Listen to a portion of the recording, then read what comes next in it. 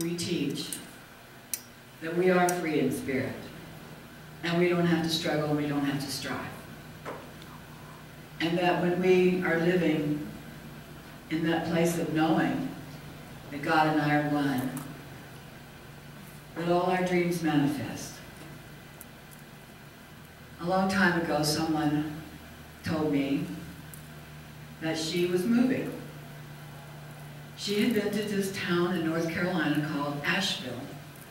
She fell in love with it, and she came back home to Albuquerque, packed up all her belongings, and moved to Asheville. And I've wondered all these years, what was the draw? And I've heard other people say the same thing. And we've met several people. The world is so small. We were in the Asheville Center for Spiritual Living, and this man came up to Rod, and he introduced himself. He says, I knew you from First Church. First Church of Religious Science in Albuquerque. This is the church where Rod and I first found the Science of Mind. And this man remembered Rod from First Church. He used to live in Albuquerque. And for some reason, he went to Asheville, fell in love with it, and moved there. And he was attending the Center for Spiritual Living there. So many people have done that. So I was thinking, what is there about Asheville? And I would really like to see it, because I'd just like to find out what's the big draw. And it's nothing that I would ever deliberately say to Rod, I want to go to Asheville, I just want to check this out. I am a curious person, and I do like to travel, and I like to visit new places, but this is not a place that I would say, let's just go check it out. But when the opportunity arose about a month ago, and I looked at that and I thought, Asheville, maybe we should go. And then I thought, nah, not this time. And then Rod said, yes, I think we should go. So we did. So that's not necessarily a dream that I had to go to Asheville, but it was an idea. And in the right time, it manifested in my life. The other thing I want to tell you about is another dream that I've had. Now, this was actually a dream. Several years ago, I read a book about a woman who was a glass artist. And the more I read about her art, the more intrigued I became by it. And I decided I would like to learn how to make glass art. And at the time wasn't it right at that point for me, because I had so many other things going on. And then a few years ago we went to Sedona and went to a gallery, and there was all this beautiful glass art. I actually would like to have a big, beautiful bowl, glass bowl for my dining room table.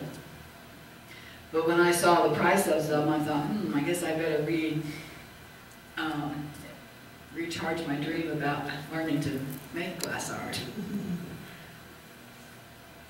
And it's been tucked back there in the recesses of my mind all these years, 6 or 7 years.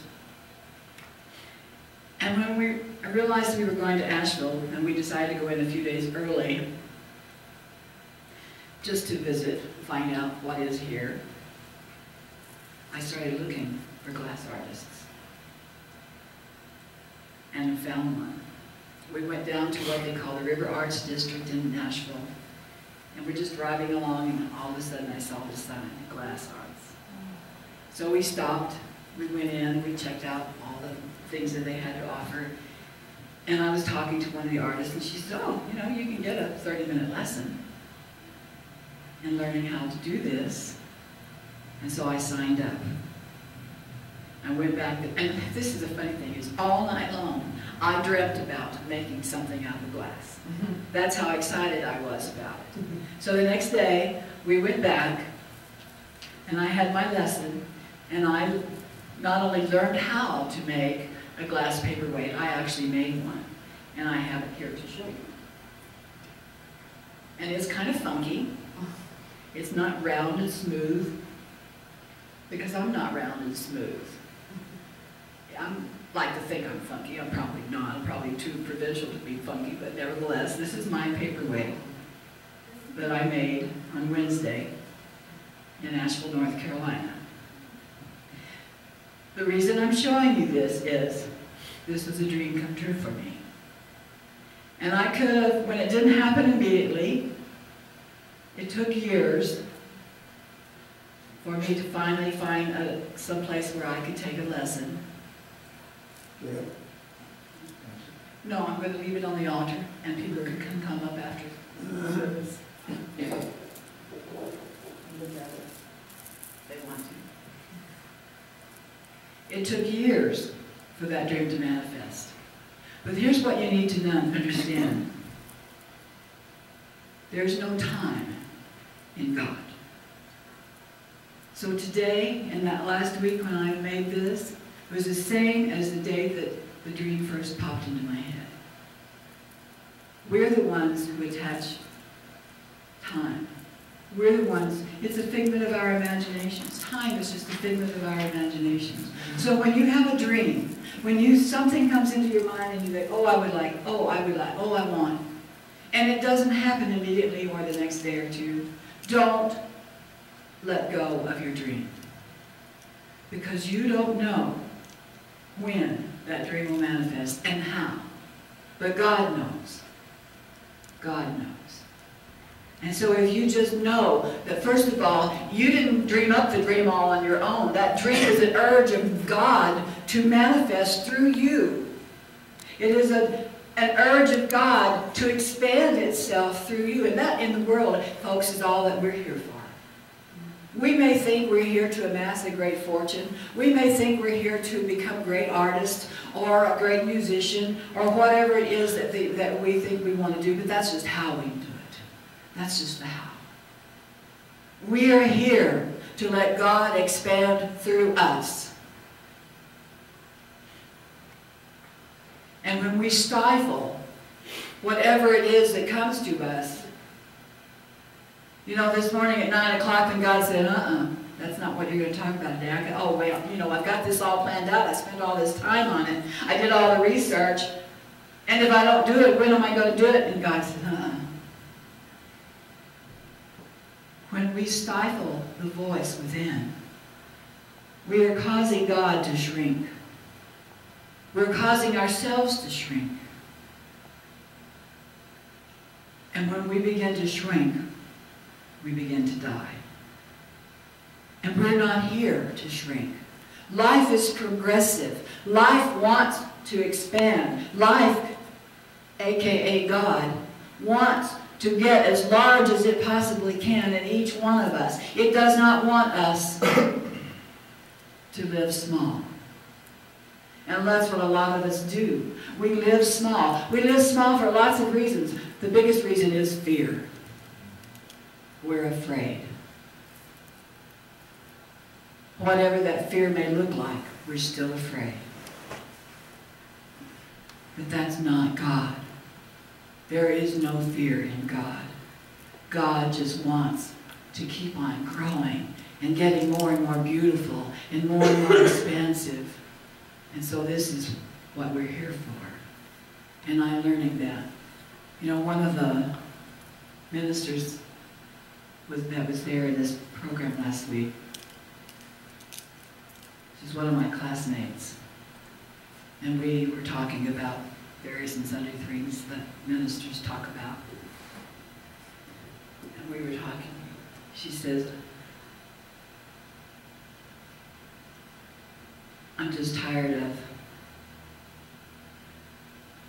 being small. And this is what we all do.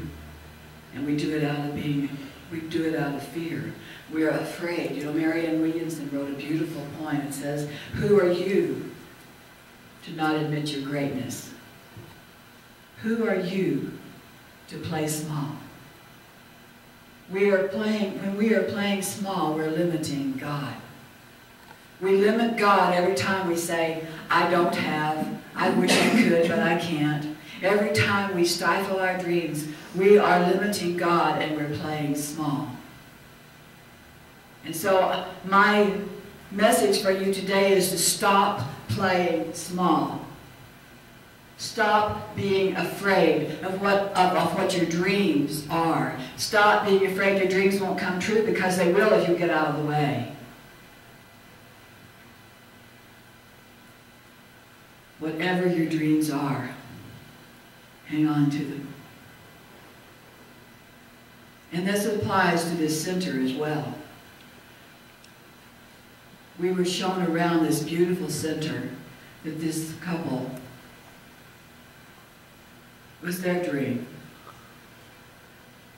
Actually, it probably wasn't. I don't know of too many ministers who dream of a huge church. What they dream of is teaching science of mind. And when we start to teach science of mind, if we don't limit it, it will evolve into what they have. And when you start to evolve, you get afraid. It's not just each of us individually who become afraid of our dreams and of stepping outside of our comfort zone. Speaking of comfort zones, we saw how many men? About 15 men step outside their comfort zone Friday night and put on a play. It's called Queen for Almost a Day. Now stop and think about it. What does that mean when it's men and the word queen? And I will tell you something. The leader of this church, in fact, he's the leader of our movement, was the most courageous, because he really stepped outside of his comfort zone and led the group. When we step outside of our comfort zone, either as an individual or as a spiritual community, we can't help but become what God intends for us to become.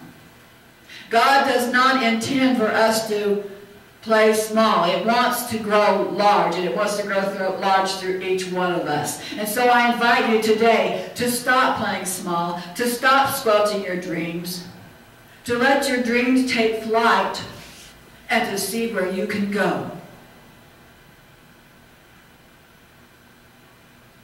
And what a wondrous journey that will be for each one of us. Collectively as a community, a spiritual community, and individually, as we begin to pursue our dreams, or to let our dreams take flight and let them carry us along into that magnificent being that we are. I invite you to do this and start now. Don't wait for someday. Whatever your dream may be, whatever your dream may be, don't wait for someday. Just let yourself continue to think about it. Let yourself imagine it. Let yourself feel what it would be like when that dream comes true. The night after I made my paperweight, and I saw how you actually begin to form this hot glass into something spectacular, I spent many hours just thinking about it. Thinking about, this is the way you do it. You do it this way. You do it this way. So whatever your dream is, think about it. And imagine it already completed, because this is what we are to do, because we live in the present. We don't live in the past. We don't live in the future. There's no time in God. Remember this. God only knows this moment. So let your dream take flight in your mind. And then watch it take flight in this life, and watch you become all that you were meant to be. It's possible. It's possible. Think about it.